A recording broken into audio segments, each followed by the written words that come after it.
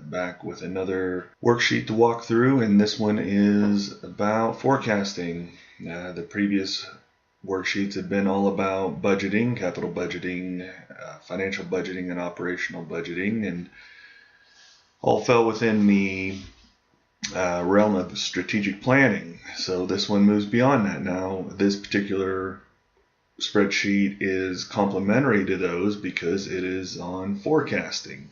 Okay, so in all of those budgets, I guess financial kind of plays off of the operational budget, but particularly in the capital budget and operational budget, you're going to rely upon forecasting. And forecasting is something that can freak people out.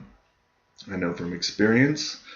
I work at a place, have worked, depends when you're watching this video, I guess, but man, there are some people there who are scared shitless to make a forecast. It's embarrassing almost, and granted, they don't have access to a tool like this, but they're just scared to death to put their neck out and say that sales for something's going to be this particular amount, and they're scared to find out that they were wrong. So the irony being that a whole cascade of other mistakes are made because they can't make a forecast, but that's a different story for a different time. So anyhow, as with all my spreadsheets, or all my videos I should say, I'm going to put a list of shortcuts down in the description. So if you want to hop around, if you don't feel like the part you're watching necessarily pertains to you because all my previous videos have gone for quite a while, and I'm going to go way out on the limb and say that this one's going to go for a while, 45 minutes, an hour, I don't know, until I feel like I've talked through the subject enough. But anyhow, shortcuts are down there in the description, and you can jump around, go. Don't worry, you don't have to listen to me right now. Jump to the part that you're interested in. So, also, I'm going to put a link to the page on spreadsheetsforbusiness.com where you can download your own copy of the exact same workbook spreadsheet that I'm working on here and toy around with it yourself. And this is one of them that you can actually use, I feel like. I'll admit some of them are, I have to pick an example in order to illustrate what the topic's about. So, you kind of get, I get pigeonholed, into where that particular worksheet without modification can't be used by, necessarily everybody. This one's different. The forecasting, I think for the most part, it's, plug and play. You get 3 years worth of history, history in sales, history in a cost, whatever it is you're trying to forecast. 3 years history in the independent variables, which we'll get into later. Plug that in, and this one's all math, so you plug that in, you're going to get your results. So it's definitely good in that respect. Like I said, so there'll be a link to the page, a link to where you can download your own version of this down there in the description. So let's get into it here. It's basically two different approaches to forecasting. They're both really unique. They both do the same thing in the sense that they forecast, but they go about it in two different ways. So it's a situation where if you understand one better than the other, then use it. If you feel more comfortable or feel like one works better for your company, then by all means use it, or use both. Compare them. Use an average between the two, the results. They should end up somewhere similar, I would assume. If bottom line is if sales are trending up, they're trending up. If they're trending down, they're trending down. No matter what type of forecasting you're using. So anyhow, why do we forecast? Well, we forecast to plan for the future. Like I said, this is the sort of information that can be plugged into the capital budget, which is highly dependent on forecasting, accurate forecasting. And, let me step in right now and qualify this and say, look, this isn't going to be spot on. This is no guarantee of seeing into the future here. But, what it does is uses logical methods to project in the future. It's not some generic, how much are sales going to grow this year? I don't know, 10% sounds about right. Okay, let's bump it up X percent per month to, end next year with 10% higher sales than we have this year. I mean, it's, that's pretty mindless, obviously. I mean, that's better than nothing, but, that's not putting very much thought into it, obviously. This relies upon mathematical methods to give you at least a starting point. Go ahead once you run these forecasts and qualify them with what as the owner of the business, the manager of the small business, and tweak the numbers from there. That's fine. Again, nothing I do says, no, this is it. This is gospel. This is, absolutely spot on what it's going to be. No ifs, ands, or buts. No. I mean, all this is done,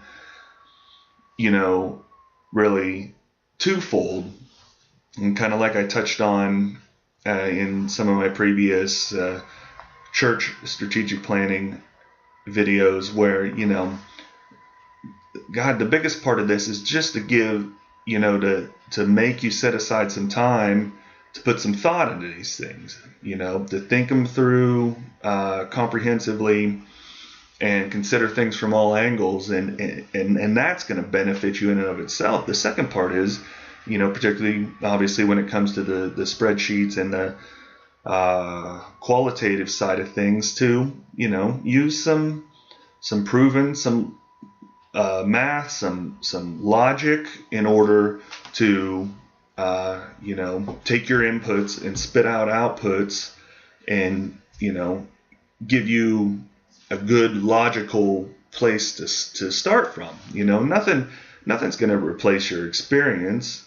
Whether you're a plumber, a person who runs a little boutique retail shop, a church, a small manufacturer, whatever. I mean, you know your craft and your industry better than I do. I mean, I've worked in manufacturing and I've worked in other industries for a while, So I got an idea, but, I mean, you're the owner and you take ownership of everything you do. So I don't pertain to come in and try to substitute that by any means. It's just I know that by going through the steps I outline in my videos and on my post, and by using just the logic of the math, numbers don't lie, those two things together will just give you a great starting point from which then to use your expertise to build upon. So kind of went off on a tangent there, which I'm certainly, something that's certainly something I do fairly often, but, yeah, particularly forecasting, it seemed like a good time to kind of address that situation. So, in both examples I use here, it's sales that's forecasted, but understand that this is for forecasting anything. It can be expenses, it can be hours for employee, for anything you want to project into the future, anything quantitative that you want to project into the future. So, I talked a little bit about how forecasting helps you be proactive rather than reactive, help you gain insights and everything. And let's see. So, like I said, these two methods of forecasting here are pretty simplistic, and you really don't need that much information to use them. So, I'll admit like the capital budget, takes a lot of thought about the future. What's the future going to hold? What are cash flows in going to look like? What are cash flows out going to look like? Old assets, new assets, the operating budget, looking at the coming year. What are sales going to look like? What are, consequently, inventory levels, those sorts of things. So I'll admit that those can be daunting, but, with this, it really is on the one type of the explanatory forecasting, you'll have to put a little bit in the future, but don't let that freak you out. We'll get into that in just a little bit here. So,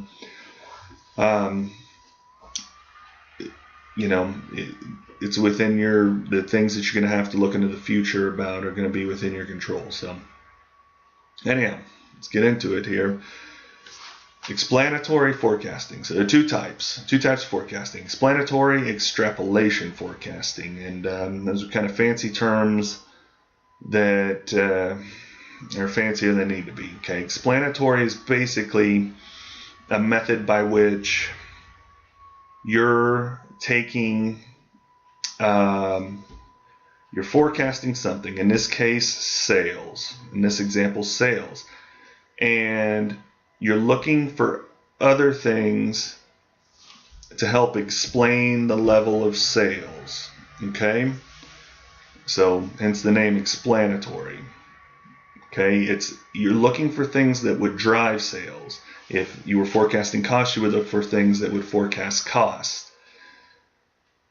So, the point behind this being, sales is something not necessarily in your control, not directly in your control. That depends. That's iffy.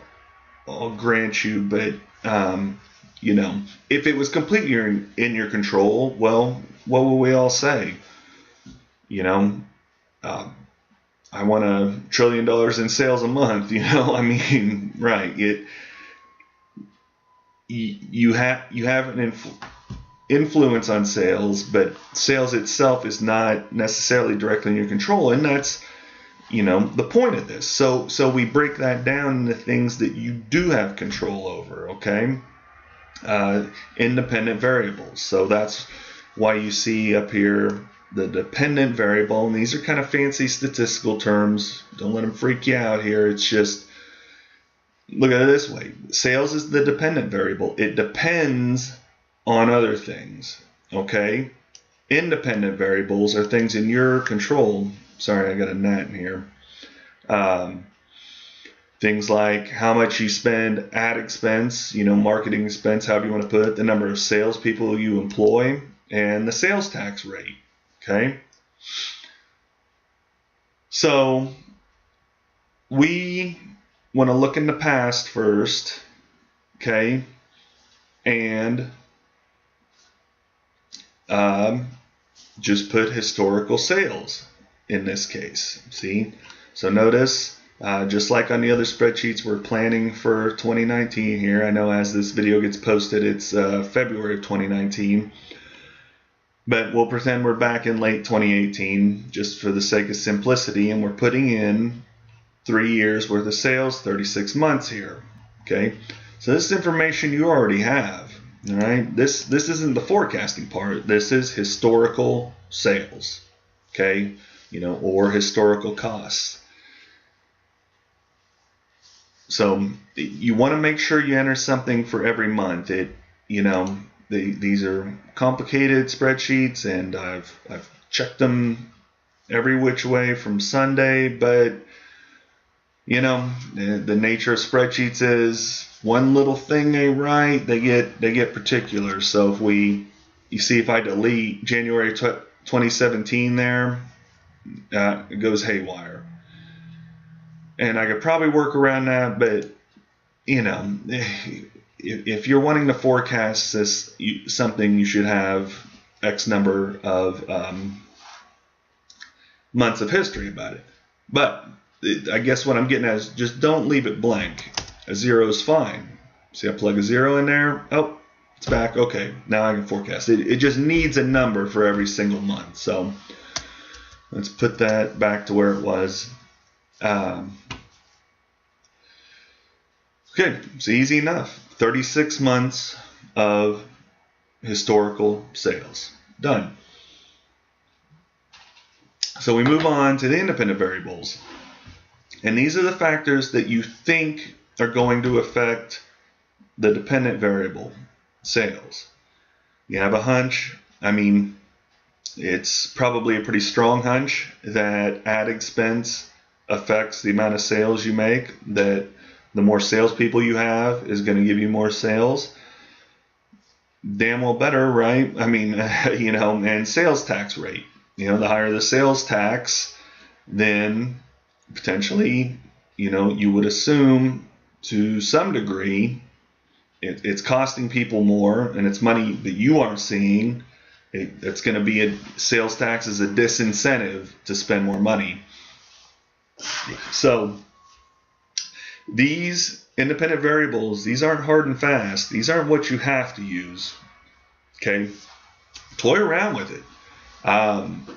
You know, by all means, and we'll get to this a little later on, use an independent variable that is a better predictor of the dependent variable, you know, rather than a worse one. I mean, that's the point, that probably the more accurate your results are going to be if you use an independent variable that's a good predictor of the dependent variable. Okay, but like I said, we'll kind of touch on that here in just a second. So let's see, same thing. Okay, we're just putting in 36 months of history here. Okay, same amount of histories we have for our dependent variable, sales. So for each independent variable, 1, 2, 3, all three of them. Okay, and that's it. So now we get into the future. Past is addressed. Let's look to the future. Okay, so what you're going to do here is enter what you expect the future amounts of these independent variables to be. Okay, and you're like, oh, you know, this is a forecasting spreadsheet. It's supposed to tell me what the future holds, not make me guess at it. And that's, you're not wrong there. But think about what's in this example here, okay? When a forecast sales, something that's not completely in our control, okay? But what is in your control? The amount you spend on marketing or ad expenses, that is in your control. Absolutely. You're the one who writes the checks. Okay, so you can forecast that. You can say, I'm not writing any checks for ad expenses this year. You can say, I'm going to do whatever. I'm going to do a little in the winter and spring, crank it up in the summer, and then back it off as it goes back into winter. Okay? You're in control of the number of salespeople you hire. All right? So, you know, these are things. So what we're doing in essence is substituting something that's hard to forecast, sales, because it's hard to forecast because it's out of our control, and we're translating into something that is easier to forecast because it is in our control. Okay? Now, the third example here, I'll grant you, planned tax rate. Not in your control per se, but easier to forecast. So you can see here in our little example, it goes from 6.1 to 5.9. You know, at this point in time, the government doesn't just come up with a weekly sales tax rate. if there's going to be an increase in sales tax, usually it goes through some sort of vote, and there's a period of time before it's going to go into effect. It'll go into effect, the beginning of some month, a lot of times at the beginning of a given year, or go back down if it's, if it was increased for some sort of special project or something. So not in your control, I'll grant you, but it's the sort of thing where it should be. If you live somewhere where it's not, where it's super volatile, then my sympathies. But sales tax, and again, you can use a different variable. Don't have to use sales tax. Okay, you can use something else in your control. Just kind of elaborating on the example I used here in this particular spreadsheet. It would be easy to forecast, especially over a year. If you were trying to forecast over 3, 5, 10 years or something, that's a different story. But for the next year, you should probably know what your sales tax rate's going to be. So that's why I used it in this example. Okay, so all you do, like I said, just plug this in for the coming year. What you expect, the things under your control, the expected sales tax rate, and there you go. Notice you don't have to enter anything for sales here, because that's the whole point of the spreadsheet. It's going to come up with, the sales forecast for you. Okay, and here it is. All right, up here, based off of all this information entered, here's your forecasted sales. You'll notice that forecasted sales for explanatory forecasting, it's not, what do you want to say? It's not volatile. Okay, notice we got same amount Jan, same amount February, a little bit more March, same amount April, a little more, then pretty much the same amount May through September here. Okay, so again, I reiterate, your forecasts are going to be wrong. Okay, we're just trying to minimize the amount that it is wrong. So don't let that freak you out that it's the same from month to month to a certain extent. That's just kind of the nature of this type of forecasting. Okay. So anyhow, like I said, super simple. Put in your history, put in your planned future amounts, boom, you got a forecast. Okay, much easier than you trying to noodle through and overthink month to month amounts in terms of sales. Just spits it out for you. Okay, so that part's done. Now here's where we get a little bit into where you might circle around back to the beginning and make a couple changes. Okay, because this information here, and this is where, if it's not obvious already, okay, the sales forecast is dependent upon the amounts you entered down here, your planned expenses, okay, your planned amounts for the dependent variables. Okay, so first it looks back in the past and it decides how much of an effect each of these independent variables has on the dependent variable. How much of an effect a change in ad expenses has on sales. How much effect a change in the number of salespeople has on sales. How much effect sales tax change has on sales. Okay, looks back in history here, and from there it says, okay, here's what you're going to do over the next year, these amounts here, and based off of what we know about the past, here's your forecasted sales. So that's why they're the same from month to month, okay? Because if you look in January and February down here, ad expense is the same January and February, number of salespeople is the same January and February, sales tax is the same January and February. So it's going to give you the same result for January and February. In March, number of salespeople changes. It's bumped up to 8. That's the plan. Everything else is the same. But since that one variable changed, okay, we got a little bit of a change here in forecasted sales. So That's what it's doing. Explanatory. Okay?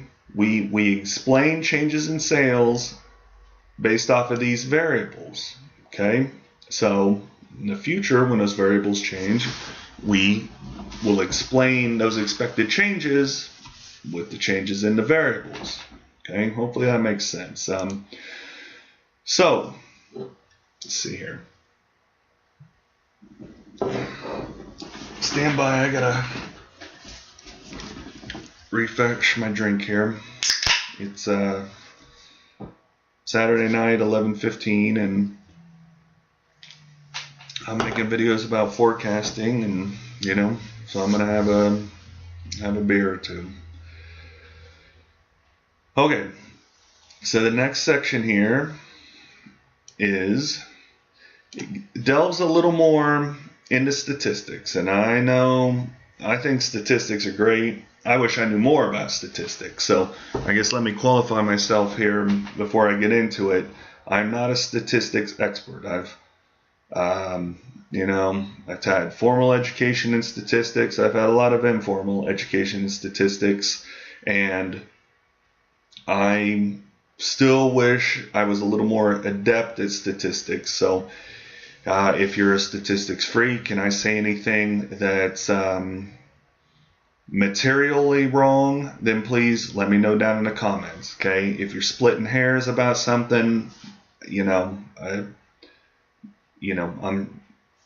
go show how smart you are somewhere else. I mean, the majority of people watching this, I would imagine, small business owners looking to forecast sales, costs, whatever it may be, aren't interested in the intricacies of statistics. So, anyhow, I'm gonna do my best to, to not get outside of my lane and stick with what I know. So, anyhow, okay. So, you'll notice listed here is each independent variable: ad expense, salespeople, tax rate. Okay. And the first statistical thing we're going to look at is correlation. And we're looking at correlation to sales. Okay, so this is a matrix: ad expense to sales. Okay, number of sales people to sales for all these different statistical sorts of things. So, all right. So correlation is the degree of relationship between a particular independent variable and a dependent variable. So it's the degree of relationship, the basically the amount that they move together over time. Okay, if one goes up, the other goes up. To what extent? One goes down, the other one goes down. To what extent? Okay, so correlation is always going to be between -1 and 1. All right. If a correlation was 1, that would imply that a move in an independent variable, it would have a proportional move in the dependent variable every single time. Absolute correlation. They correlate. You're familiar with that term, correlate. Things that correlate move together. Okay. Correlation to -1 would say the exact opposite. Basically, if one went up, the other would go down. Okay, by the exact same proportion. All right, so that, don't let the terms freak you out. That makes sense, right? Correlation between -1 and 1. Here's the thing to keep in mind, though, about correlation. You may have heard the phrase correlation doesn't equal causation. That's true. I think, I don't know, it might be debatable if people dismiss correlation too easily, but any two things are probably always going to have some degree of correlation. Okay, I mean the average speed of the wind in a given day and my number of heartbeats in a day are going to have a correlation. Okay, it might be a small one, but let's just say, for instance, it happened to be like 0.8, a strong correlation. Doesn't, maybe there's some hidden factor in there. I don't know, but probably not, it's probably unlikely that the maybe it makes my stress go up and my heart beat faster. I don't know. If you live in a windy place like Kansas, then But anyhow, there would be some sort of correlation between the two things. Okay, it doesn't mean that one causes the other. All right, so take it with a grain of salt. Okay, it's mathematical. It's not wrong. The fact that we say ad expense has a 0.3 correlation with sales, or salespeople has a 0.64 correlation with sales, it does. Period. Okay, it's just math. All right, but just take the the number of salespeople causes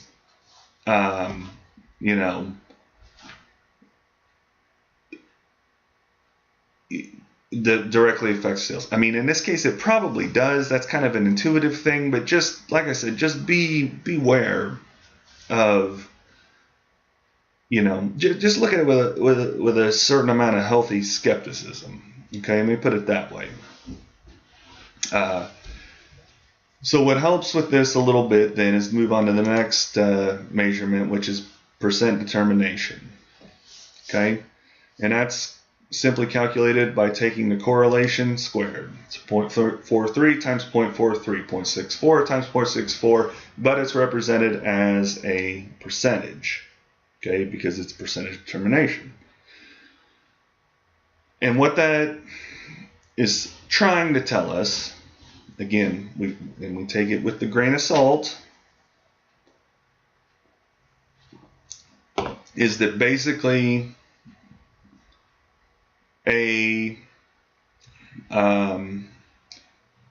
the amount of change in the dependent variable, the amount of change in sales that can be explained by a change in the independent variable.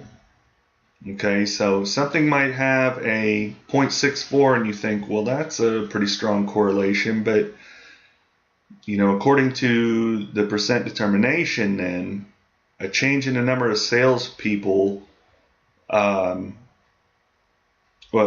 change in sales is only 40% due to the change in the number of salespeople. Okay, max probably, again, because we got that healthy skepticism. So this really, quantifies the effects of sales. Sales change, okay, but why? Well, it's possible that sales change, or at least 18% of a change in sales is due to a change in ad expense. 41% change in sales. A change in sales is 41% due to the change in the number of salespeople. Hopefully that makes sense. Definitely read the post, which is linked down in the description, to kind of clarify that a little bit. I make these sheets so that you can make better decisions, but I don't want to misrepresent the statistics. Like I said, I can't emphasize enough. Take them with a grain of salt. Okay. But it just kind of shows how these results here, these right here, show how strongly these sorts of things affect sales. Okay, if it was next to zero, like if you put in the speed of the wind, the average wind speed for a given month, and plug it in with sales, there would be some correlation, probably positive, negative, or whatever. But I'm guessing it would be close to zero, because wind speed, unless you're selling sailboats or kites, probably isn't going to affect sales. So let me back up for a second here. Okay, now notice here with sales tax rate, the negative correlation. And maybe that's standing out to you as unusual. That would,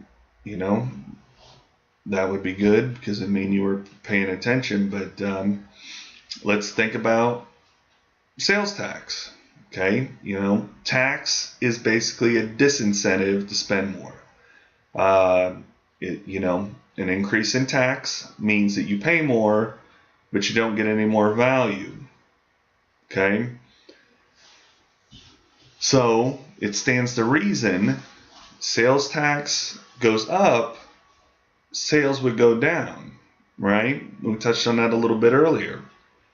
It's going to cost me more, but I'm getting the same amount of value, so you can expect sales to drop. And so that's why it's negative. Sales tax goes up, sales goes down. So it's a negative correlation. They go in opposite directions, okay? That's why it's negative. Now, of course, the percent determination is positive because this is squared and a negative times a negative is positive, but you can see that the effect is negligible. A change in sales, only 12% of it is potentially explained by a change in sales tax. Okay, so let's move on then here to like the fixed amount and variable amount. Okay, these are my kind of favorite. This is the information I'm most interested in here, and again, mine would love to be a little more versed at statistics, but this always fascinates me. Okay, and again, it's not gospel, it's an estimation, it's just a mathematical equation based off of what you entered. Okay, so again, take it with a grain of salt, but it's good information to start your thinking from. Okay, so what the fixed amount means in essence is, let's just say ad expense was the only thing that affected sales. Okay, well, your sales would be 1.153 million, 54 million rounded, with zero ad expense. Okay, didn't spend anything, that's what it would be. The variable amount then is for every 1 unit of ad expense, so $1, you could expect sales to increase 14 units, $14. Okay? So what does that tell us? That tells us where sales starts in the complete absence of ad expense, potentially, give or take, and it tells us how much every dollar we spend on ad expense will increase sales. Now, to me, that's super valuable information. $14, I mean, a 1,400% return, 1,500%, I guess it would be. That's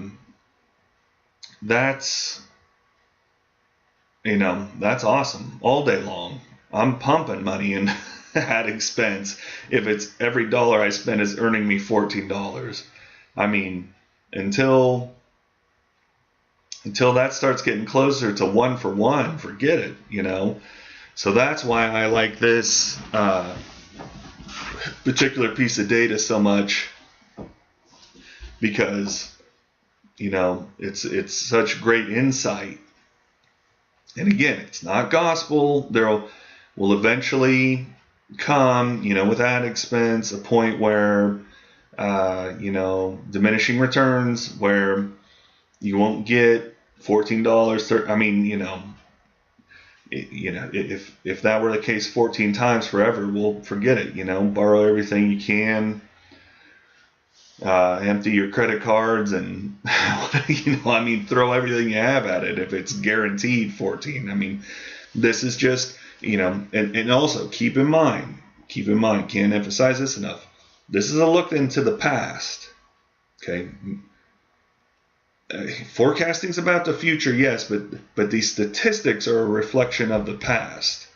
Okay, we're assuming when we forecast here things are gonna, the correlations, the determinations, the fixed amounts, the variable amounts are gonna stay the same. Okay, it's not necessarily true depending on your ad expense. Returns on marketing expense might go down in the future. Okay, so everything with a grain of salt. It's a starting point from which you can apply then, what you know about your industry, what you know about business in general. Okay, but good information to operate from. So notice here, salespeople, it's not that far off, starts at about $1 million.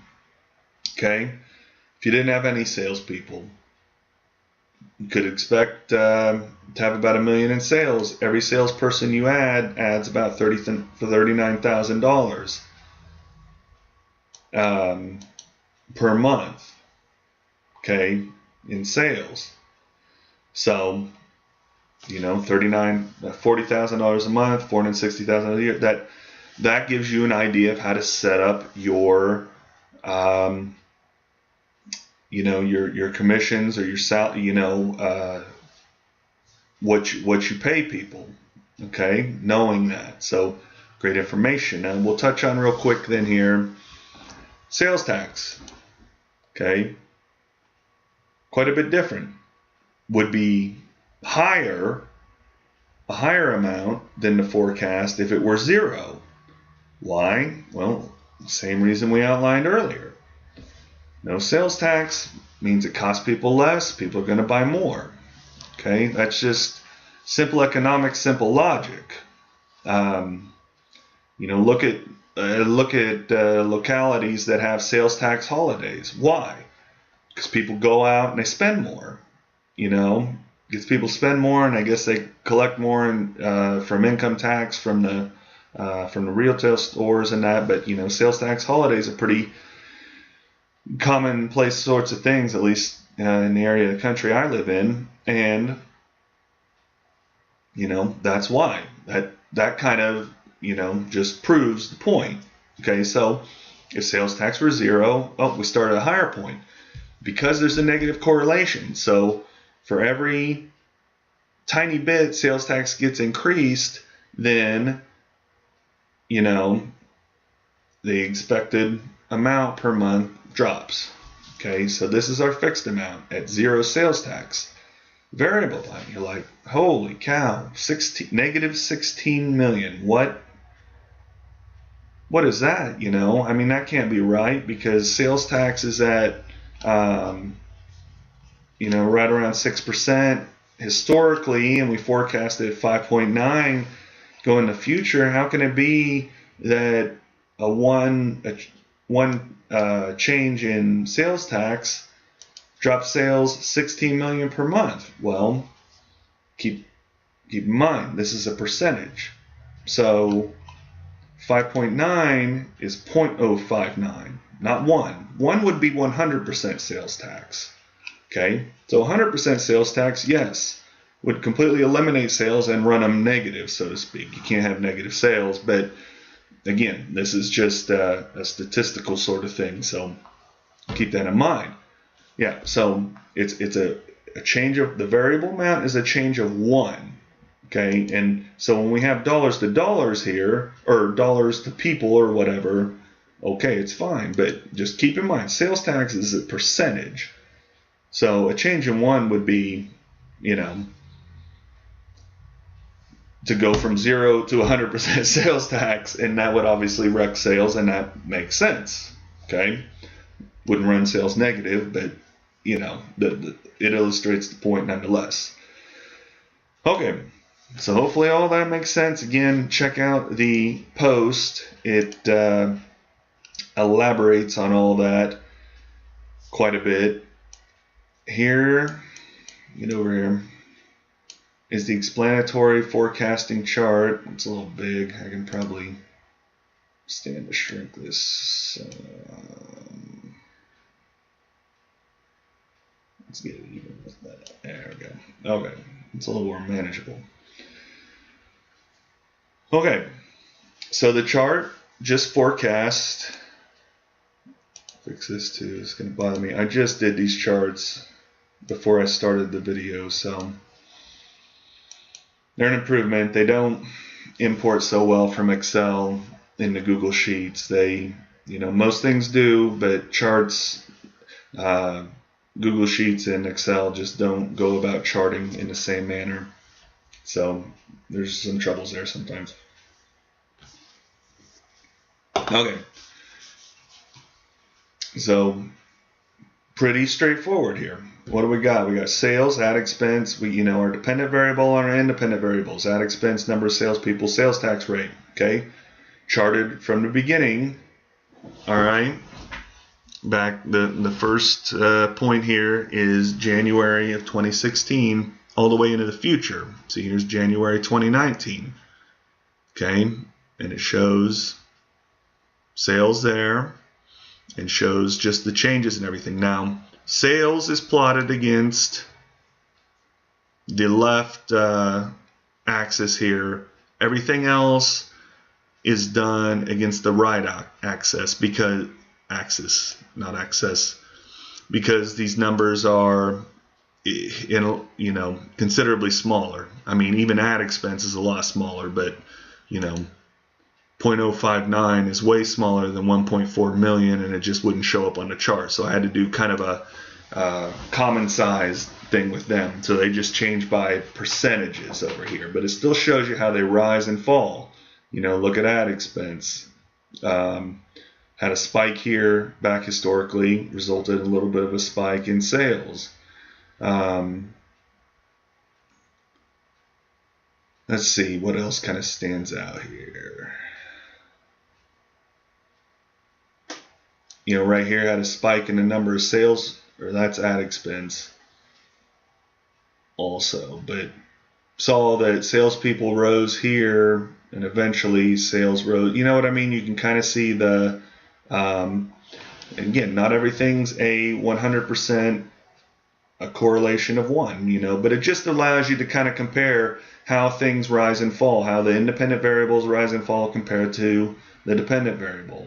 How all these things rise and fall depending on sales. I mean, obviously this is sales tax here, and it, again, if unless you're extremely unlucky, shouldn't jump around a whole bunch. So, like any of the charts, it just illustrates all the data that's been entered and calculated previously. So, just kind of a different way of looking at things. Okay. So if you're still with me, that's one method of forecasting. Let's look at the second. And it is extrapolation forecasting. Okay, so it requires even less input. All it requires is just 3 years history of the dependent variable, of the thing you want to forecast. 3 years history of sales, 3 years history of cost, 3 years history of units, 3 years history of whatever. Okay, and it does it. It just takes that and just generates all sorts of information. So it just goes about forecasting in a different manner. Okay, so right here, see here, it's just 36 months of sales. Like I said, same sales amounts entered over back here on the explanatory forecasting. Okay, because I want to, like so many things that I do, I want to draw apples to apples comparisons. I want you to be able to look back and draw parallels between things. So, 45 million, 61,000 in sales there.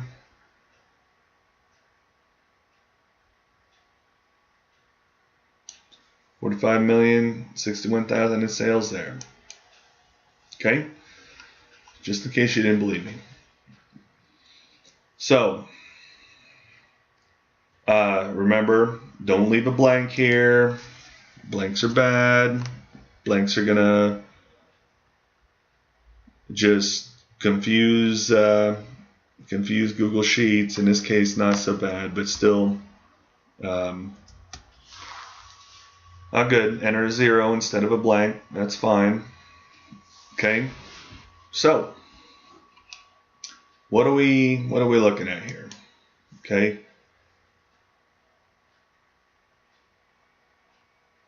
enter all this historical sales, and the first thing we kind of get, first kind of result we get here is seasonal index. Now, seasonality is something we're all familiar with. What does seasonality mean? It means over the course of a year, you know, things rise and fall in terms of popularity, or sales rise and fall in certain seasons. You know, a lot of retail businesses are going to see seasonality peak, you know, around Christmas season, and then kind of trough after that, and you know, all depends on your industry. Okay, but this, you know, so you probably know the seasonality of your business intuitively.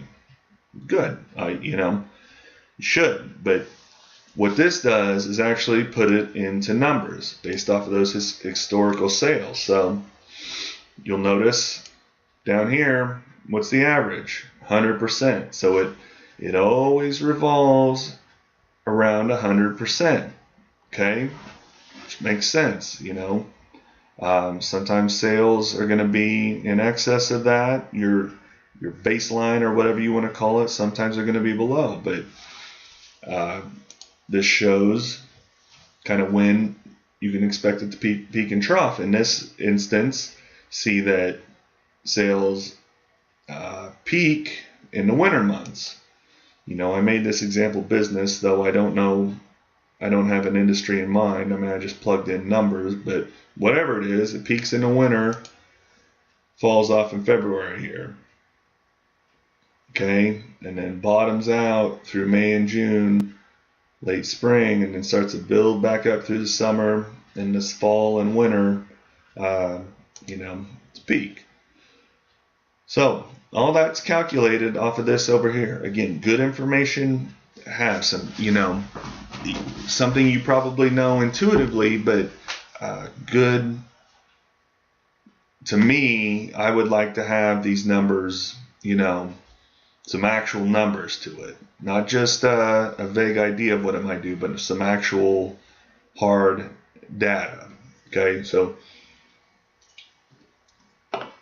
breaking down that seasonal index is the first thing it does, the extrapolation forecasting, to making you a forecast for sales. Okay, so next column here, the seasonality's been stripped out. These sales here are the same sales over here, except seasonality is not taken into effect. So if seasonality provides a 2.9% boost, then this is what sales would be without the benefit of seasonality. Okay, 1.149 here, 1.117 here. Flip side, in February, sales go down 2.1% due to seasonality. So they're 1.179 here, but deseasonalized, the seasonality taken out, they're 1.205 million. Okay, hopefully that makes sense. So these are what your sales would be if seasonality wasn't a thing. Okay, if you lived, I mean, I know it's not a good example because seasonality extends beyond just seasons, you know, warmer weather, rainy weather, all that. But, you know, if you lived in Southern California or had a business in Southern California, there you go. Seasons don't change. This is what it would be. That's kind of a stupid example, so excuse me for that. Okay, so you're probably asking yourself, well, why? Okay, great, deseasonized sales. That's a fun thing to calculate, but what does that do for me? Well, in and of itself, nothing, but it strips out the effects of seasonality, of course, and that helps to develop a true trend line. So not a trend line built on affected by seasonality, But by your actual, you know, what do you want to call it? Like baseline demand, okay? So it's not affected by volatility throughout the year. This is a trend line based, with that stripped out. So kind of a true trend line. It can't be fooled by seasonality, pulling it, unnatural demand. Well, it's not unnatural. I mean, you take it wherever you can get it, but you know what I mean by super strong seasonality pulling the trend up or pushing the trend down. Okay, that's stripped out. So this is a true trend line. This tells you if sales are really trending up or down in spite of seasonality. Okay, so that's the benefit of that. So with knowing our trend line, then we can calculate. And let me point out, all this is done in the background on a whole different sheet.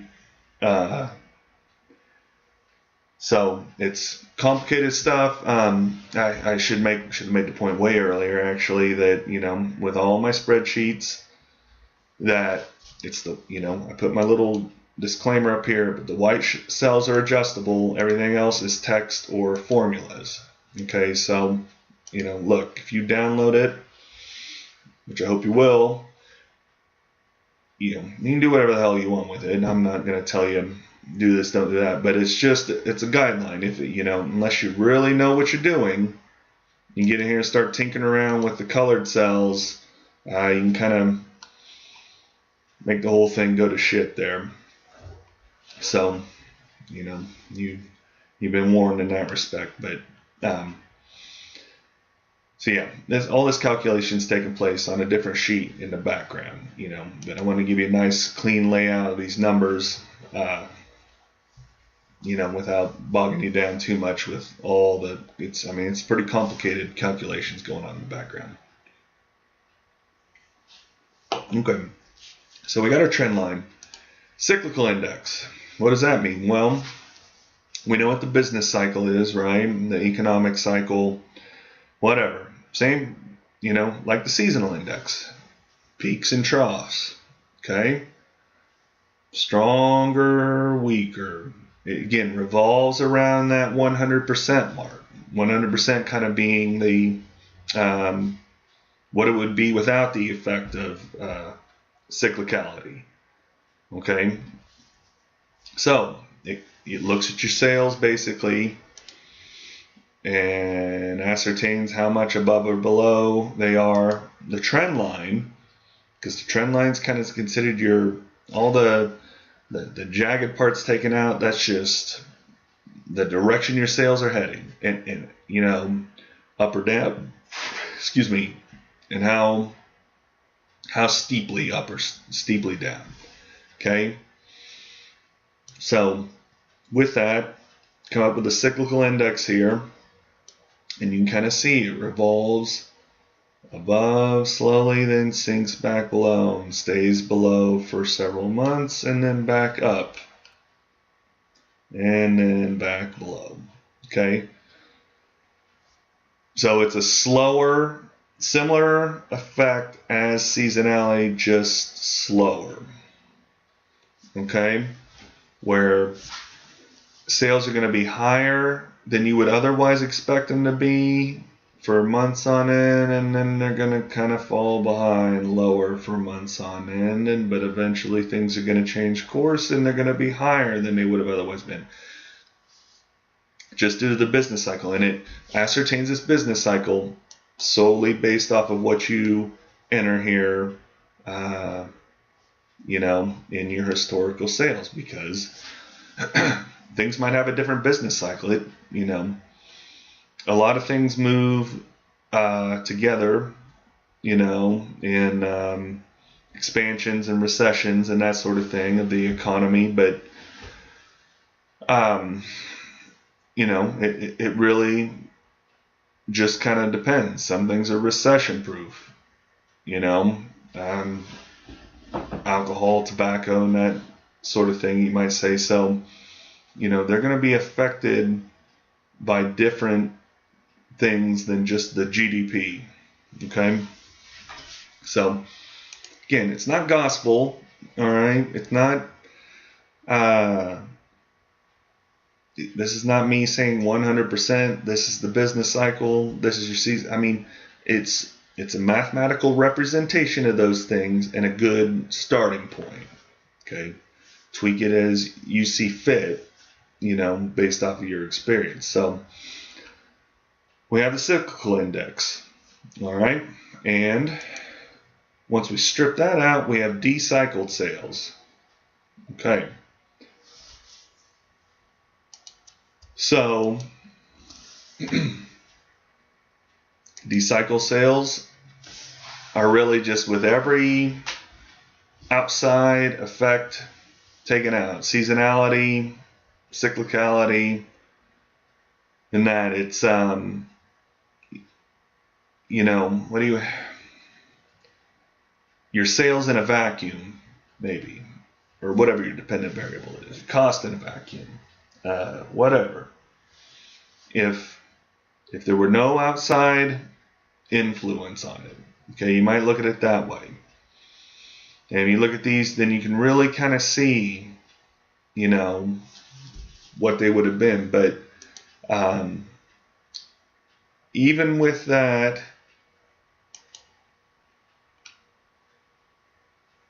it's the bare bones of your dependent variable.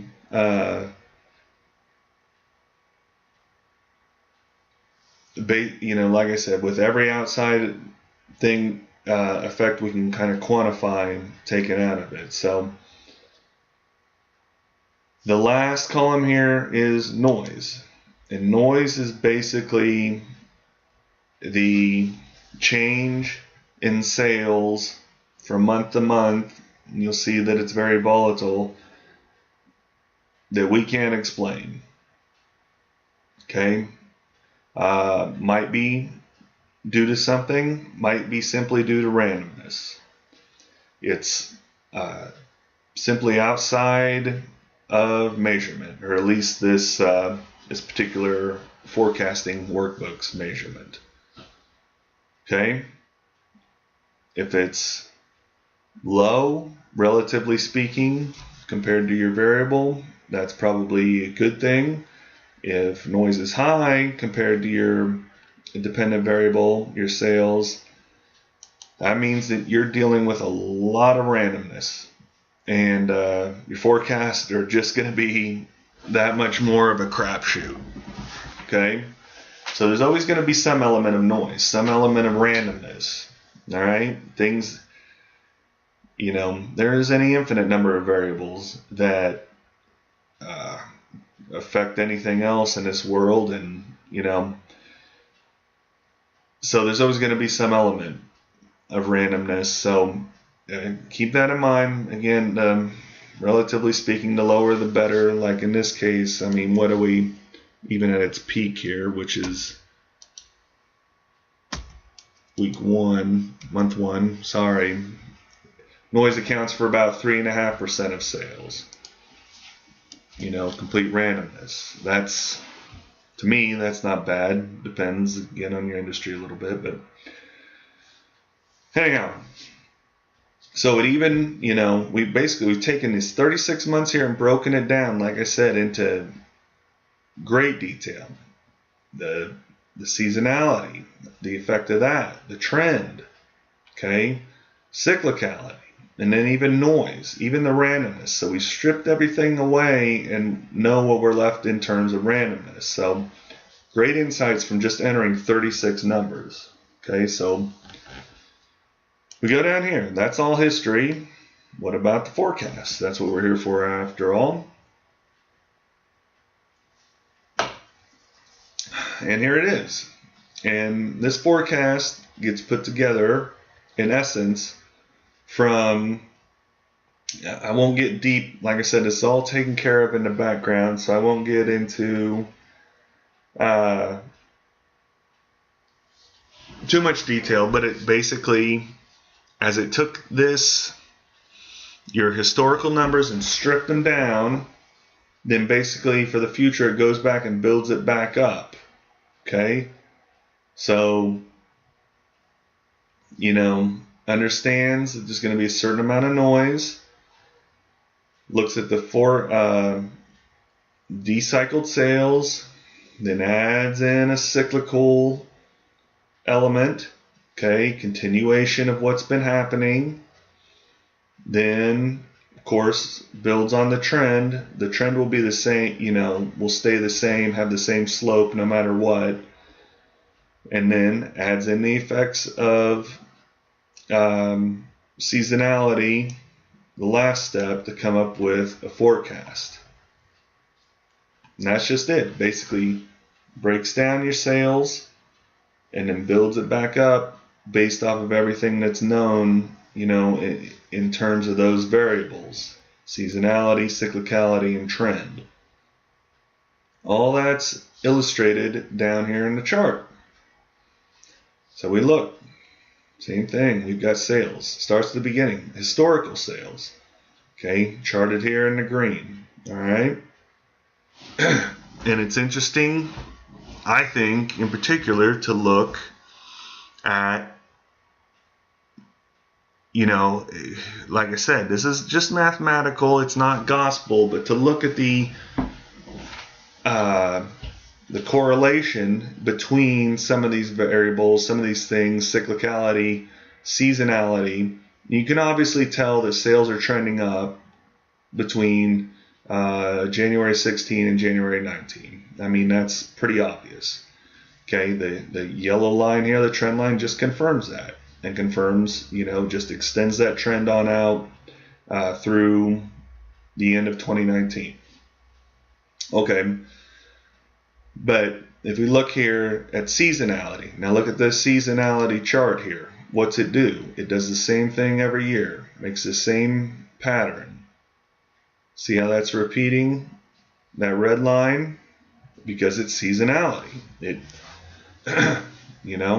go every year, it repeats itself. So this is what it's done in the past, and then obviously we just project that in the future. Now cyclicality, okay, the black line shows what that's done in the past. Okay, the rise and fall up and down, and you'll notice that it follows more or less the same pattern that it has in the past. Okay, barring something we don't know, we expect the past to repeat itself. Now, things we don't know can certainly happen, but again, we work with what we have here. But like I said, that what's of particular interest is to kind of look at these, and it's not an exact correlation, but just where kind of the spikes in seasonality will result in a spike in sales. Okay, here's expected at a trough in seasonality, a trough in sales.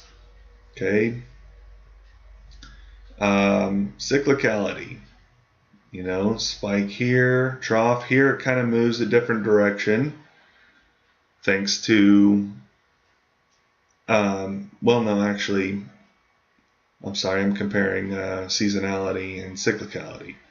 Cyclicality like kind of peaks here, doesn't so much in sales, but definitely troughs out here and then kind of rises along with it. There, rises, falls with it, cyclicality.